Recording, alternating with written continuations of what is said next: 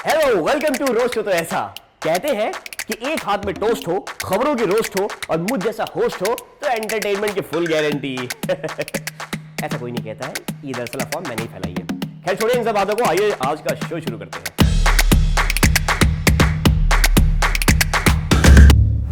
खबर आ रही है कि रशिया में वैगनर ग्रुप ने पुतिन का तख्ता पलटने की कोशिश करी, लेकिन पुतिन ने उन्हीं को पलट के रख दिया।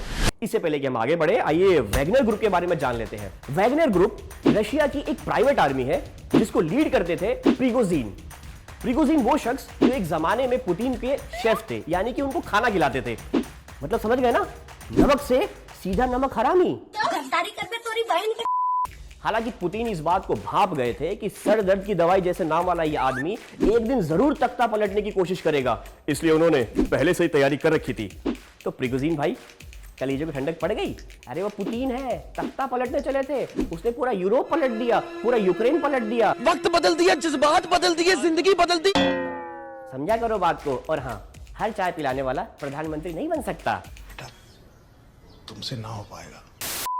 वैगनर ग्रुप से प्रभावित होकर संजय राउत ने एक बयान दिया है कि देश का विपक्ष भी वैगनर ग्रुप की तरह है, जो 2024 में तख्ता पलट देगा।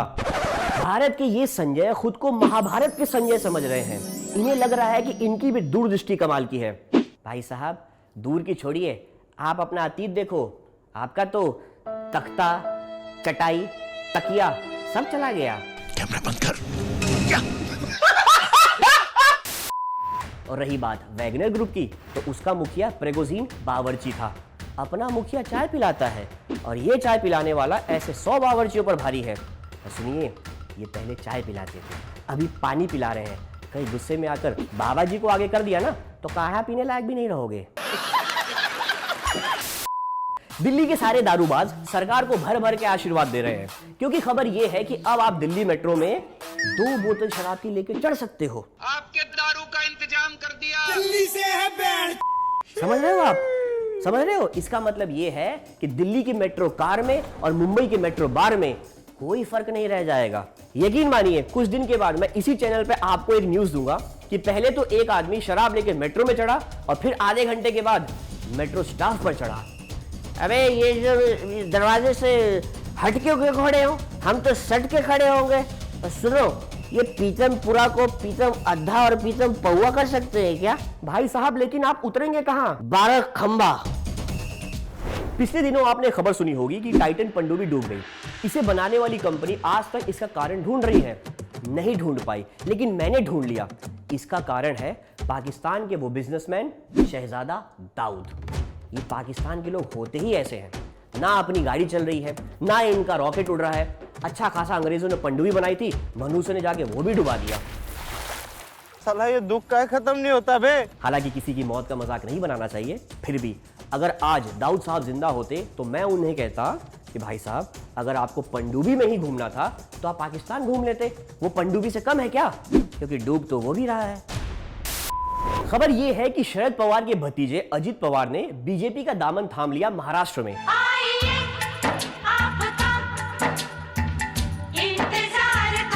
और जैसे ही थामा, इनको डिप्टी सीएम बना दिया गया। सबसे पहले तो आपको मुबारक हो, क्या बात है। अजित पवार से सीधा अजित पावर। हालांकि इस न्यूज के बाद पक्का कांग्रेसियों की जली होगी। जली ना, तेरी भी जली ना। और जलना लाजमी है। एक कांग्रेस है, पूरी पार्टी लेकर भी ये सरकार नहीं बना पा रही। एक बीजेपी है, आधी आधी पार्टी लेकर पूरी सरकार बना ले रही है। हालांकि गुप्त सूत्रों से पता चला है कि राहुल गांधी ने तत्काल प्रभाव से अपनी मम्मी से बात करके कहा है, मम्मी मैं भी बीजेपी ज्वाइन कर लेता हूं। ये लोग मुझे पीएम या सीएम तो नहीं बनाएंगे, लेकिन मुलुंड या मलाड का पार्षद जरूर बना देंगे। क्रिकेट की जगत से एक बहुत बुरी खबर यह है कि वेस्ट इंडीज इस बार वर्ल्ड कप नहीं खेलेगी, क्योंकि स्कॉटलैंड ने क्वालिफायर मैच में इसे हरा दिया। बहुत अफसोस के साथ ही मैं बता रहा हूं, मैंने उनसे बात भी की, उनका मन नहीं लग रहा है। तो मैंने उन्हें सलाह दी कि भाई साहब आप इंडिया आके कांग्रेस ज्वाइन कर लो, क्योंकि यहाँ भी आप ही की जैसा हाल है। यहाँ भी लोगों का मन नहीं लग रहा है। आपको कांग्रेस में बहुत अपनापन लगेगा, क्योंकि कांग्रेस भी एक ऐसी पार्टी है जो किसी जमाने में इंडियन पॉलिटिक्स पर राज करती थी। और आज बिहार के जमुई जिले के चकाई विधानसभा क्षेत्र का निर्दलीय नेता भी इन्हें हरा दे रहा है। उफ, अब मैं क्या करूं, मैं क्या करूं, मैं क्या करूं। प्रयागराज से खबर आ रही है कि एक आदमी ने पढ़ा लिखा कर अपनी पत्नी को एसडीएम बनाया, बाद में उसी पत्नी ने उस पर दहेज का केस ठोक दिया।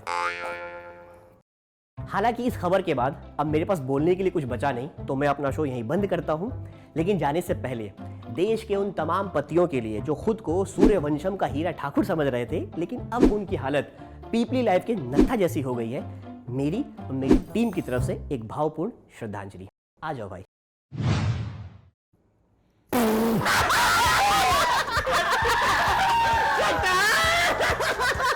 मैंने सुना तुम्हारी पत्नी पढ़ती है, वापस बुला लो, मुझे हंसते हंसते खून की उल्टी हो जाएगी, मुझे ले चलो।